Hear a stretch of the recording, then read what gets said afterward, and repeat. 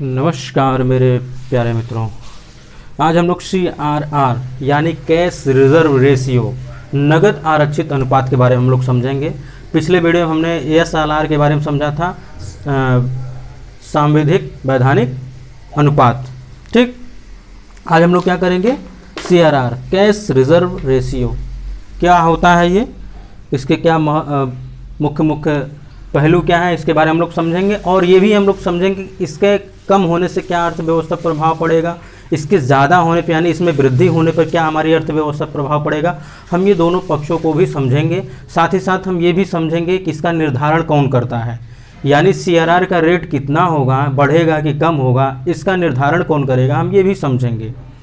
जैसा कि शब्द से ही ये समझ में आता है कि कैश रिजर्व रेशियो यानी ऐसा कोई अनुपात है, वो क्या करना पड़ेगा, आरक्षित रखना पड़ेगा। क्या रखना पड़ेगा, ऐसा अनुपात या फिर ऐसा नगद, ऐसी मुद्रा या फिर ऐसी तरलता जिसको क्या करना पड़ेगा, आरक्षित रखना पड़ेगा।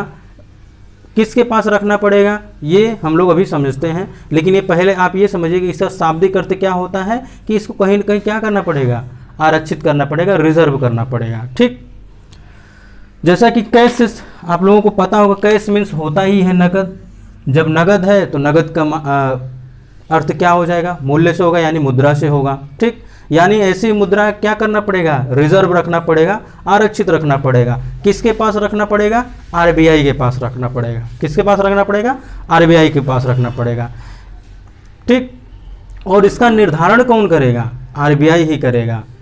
ठीक, इसका निर्धारण भी कौन करेगा, RBI ही करेगा। जब मार्केट में मुद्रा ज़्यादा हो यानी मुद्रास्फीति हो तो क्या किया जाता है, इसको बढ़ा दिया जाता है। किसको, CRR को। और यदि क्या हो, रिसेशन हो यानी कि अस्फीति हो, मुद्रा अस्फीति हो, तो इसको क्या कर दिया जाता है, घटा दिया जाता है। जिससे क्या होगा, बैंकों के पास तरलता अधिक हो जाएगी, वो ज़्यादा लोन देगी, कम ब्याज पे देगी। जब लोग ज़्यादा लोन लेंगे, इन्वेस्टमेंट करेंगे, डिमांड करेंगे। जब डिमांड ज़्यादा होगी तो उसका प्रोडक्शन होगा, जब उसका प्रोडक्शन ज़्यादा होगा तो उससे लेबर को भी उससे इनकम होगी, जो इन्वेस्टर है उसका भी इनकम होगी, वो और भी लगाएगा, इन्वेस्ट करेगा और भी इंडस्ट्री लगाएगा। इससे क्या होता है, ये आपको ये चीज़ें अभी क्लियर हो जाएगी बहुत ही सरल शब्दों में और बहुत ही सरल भाषा में। आपको दोबारा CRR पढ़ने की आवश्यकता नहीं होगी यदि आप ध्यान से बातों को समझते चलें और थोड़ा सा विचार करते चलें। ठीक, चलिए हम लोग समझते हैं क्या है। वाणिज्यिक बैंक क्या करती हैं, वाणिज्यिक बैंक या व्यापारिक बैंक दोनों एक ही होते हैं। हम लोग इसके बारे में भी वीडियो आपके ही इस चैनल पर इसके बारे में भी डिटेल्स है, लेक्चर है, आप उसको अवश्य देखिएगा, व्यापारिक या वाणिज्यिक बैंक के बारे में। ठीक, नगद आरक्षित अनुपात से अभिप्राय वाणिज्यिक बैंकों की कुल जमाओं के उस अनुपात से है जो वाणिज्यिक बैंकों को भारतीय रिजर्व बैंक, मैंने कहा ना, RBI के पास आवश्यक रूप से क्या होता है, रखना पड़ता है। ठीक, आवश्यक रूप से CRR की मात्रा का निर्धारण कौन करता है, RBI द्वारा ही होता है। ठीक, यह बैंकों को नकदी की समस्या से सुरक्षा करता है। ये कोई उतना इंपॉर्टेंट नहीं है, बस ये है कि आप ये समझिएगा इसका निर्धारण कौन करता है, RBI करता है। और ये अनुपात जो है किसके पास रखना पड़ता है, RBI के पास ही रखना पड़ता है। तो क्या ये ऑप्शन है, इसमें विकल्प भी है, नहीं, ये आवश्यक रूप से है। जो RBI कह दिया कि हाँ इतने % CRR रहेगा तो आपको रखना पड़ेगा तो रखना पड़ेगा। अगर उसने कह दिया कि 25% रहेगा CRR तो आपको क्या करना पड़ेगा, 25 आपके कुल जमाओं का, यानी अगर आपके पास 100 करोड़ है, जमा है 100 करोड़, तो आपको क्या करना पड़ेगा, इसका 25 करोड़ आपको RBI के पास क्या करना पड़ेगा, जमा करना पड़ेगा, रखना पड़ेगा, आरक्षित रखना पड़ेगा। ठीक, अब हम लोग समझते हैं कि अगर CRR में वृद्धि कर दिया जाए तो क्या होगा। यानी मान लीजिए कि हमारी अर्थव्यवस्था में क्या है, मुद्रास्फीति है, मनी इन्फ्लेशन है। तो सपोज दैट ये आप सोचिए कि आप ही RBI के क्या है, गवर्नर हैं। अब आपको क्या हो गया है, आपके इकोनॉमिक्स यानी आपकी अर्थव्यवस्था में क्या हो गया है, मुद्रास्फीति आ गई है। अब आप क्या करेंगे, अब आपको ये जानना पड़ेगा, ये समझना पड़ेगा कि हमें वृद्धि करनी है कि क्या करनी है, कमी करनी है।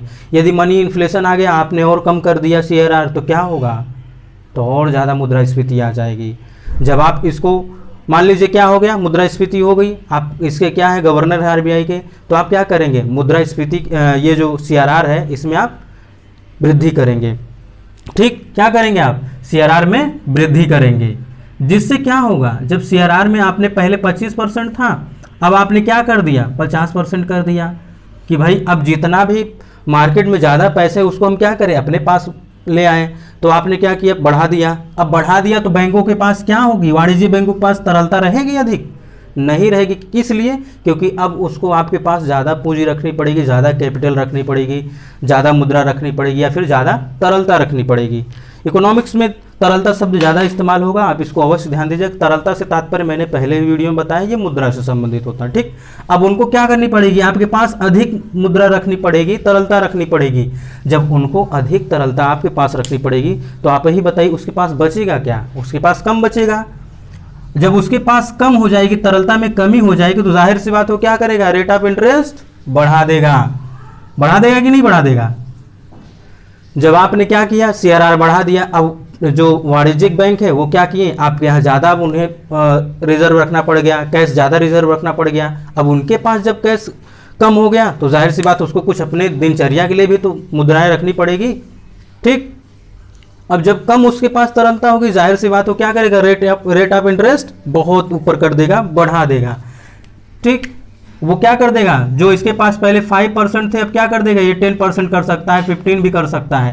अब आप ही बताइए, जब अगर रेट ऑफ इंटरेस्ट ज़्यादा कर देगा वाणिज्यिक बैंक, क्या लोग तब ऋण ज़्यादा लेंगे, क्या लोग ज़्यादा ऋण लेंगे, ज़्यादा इन्वेस्टमेंट होगा, बिल्कुल नहीं होगा। लोग लोन कम लेंगे, यानी ऋण कम लेंगे। जब ऋण कम लेंगे तो अर्थव्यवस्था में तरलता की कमी हुई कि नहीं हुई, यानी अर्थव्यवस्था से आपने मुद्रा लिया कि नहीं लिया। देखिए आपने क्या किया, CRR को बढ़ा दिया, CRR को बढ़ा दिया, वाणिज्यिक बैंकों के पास क्या हो गई, मुद्रा की कमी हो गई। इसलिए हो गई क्योंकि अब आपके पास उसको ज़्यादा मुद्रा रखना पड़ रहा है। जब ज़्यादा रखना पड़ रहा है तो उसके पास कम हो गया, तो उसने रेट ऑफ इंटरेस्ट बढ़ा दिया। जब रेट ऑफ इंटरेस्ट बढ़ा दिया तो लोग क्या कर रहे हैं, कम ऋण ले रहे हैं।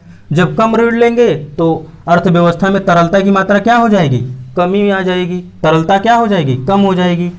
जब तरलता में कमी हो जाए, जब लोगों के पास पैसे ही कम हो जाएंगे तो जाहिर सी बात है कोई डिमांड ही नहीं करेगा, चाहे वस्तु की हो चाहे सेवा की हो।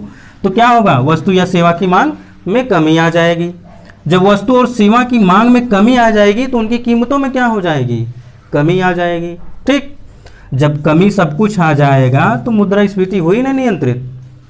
एक बार फिर इसको आप समझिएगा, आप अपने आप को एज ए गवर्नर समझिए, RBI का गवर्नर।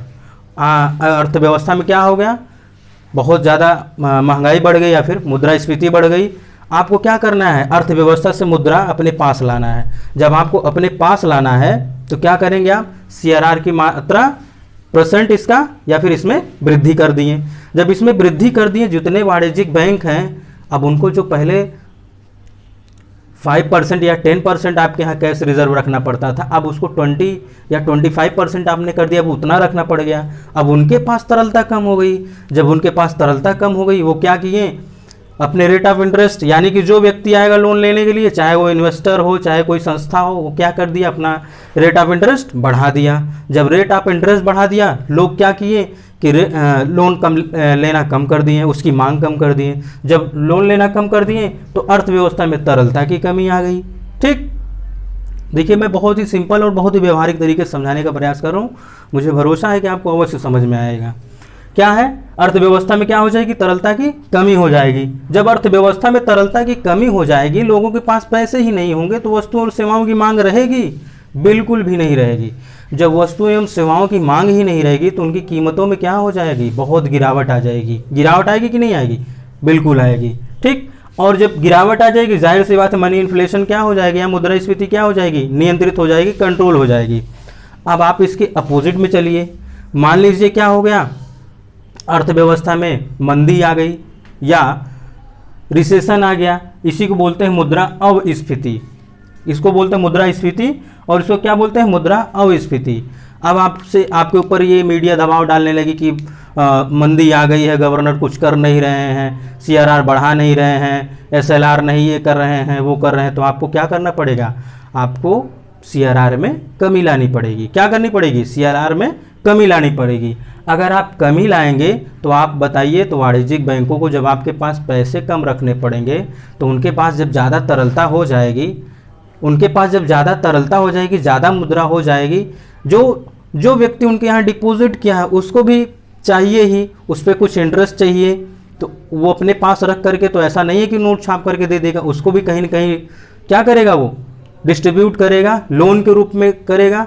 ठीक, वो लोन के रूप में करेगा। जब उसके पास तरलता अधिक हो गई, क्या कर देगा, वो ब्याज दर कम कर देगा। क्या कर देगा, वो ब्याज दर कम कर देगा। लोग अधिक ऋण लेने लगेंगे। क्या करेंगे, लोग अधिक ऋण लेने लगेंगे। कहेंगे भाई रेट कम हो गया है, ब्याज की दर जब कम हो गई, चलो हम लोग लेते हैं, क्या करते हैं, लोन लेते हैं। और जब लोन ज़्यादा आ जाएगा तो अर्थव्यवस्था में तरलता बढ़ जाएगी कि नहीं बढ़ जाएगी, यानी अर्थव्यवस्था में मुद्रा की जो मात्रा है उसमें क्या हो जाएगी, वृद्धि हो जाएगी। वृद्धि होगी कि नहीं होगी, अवश्य होगी।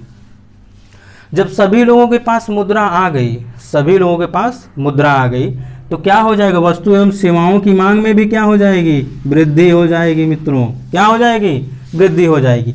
जब वृद्धि हो जाएगी उनके मांगों में, तो जाहिर सी बात है उनकी कीमतों में भी क्या आ जाएगी, वृद्धि आ जाएगी। ठीक, जब वृद्धि आ गई, सभी के पास पैसे आ गए, कीमतें भी वस्तुओं की बढ़ गई, तो उसके बाद क्या हो जाएगा, ये जो मंदी है ये नियंत्रित हो गई। ठीक, क्या हो गई, ये नियंत्रित हो गई। कभी मैं आपको अलग से एक लेक्चर में ये समझाऊंगा कि इन्वेस्टमेंट कैसे होता है। इन्वेस्टमेंट जैसे कि डिमांड एंड सप्लाई वाले सिद्धांत को, रूल को एक बार मैं अच्छे से आपको व्यवहारिक तरीके से समझाऊंगा जैसे मैंने ये समझाया। ठीक है, तो मित्रों आज के लिए बस इतना ही। हम लोग मिलते हैं नेक्स्ट वीडियो में नए टॉपिक के साथ। तब तक के लिए नमस्कार।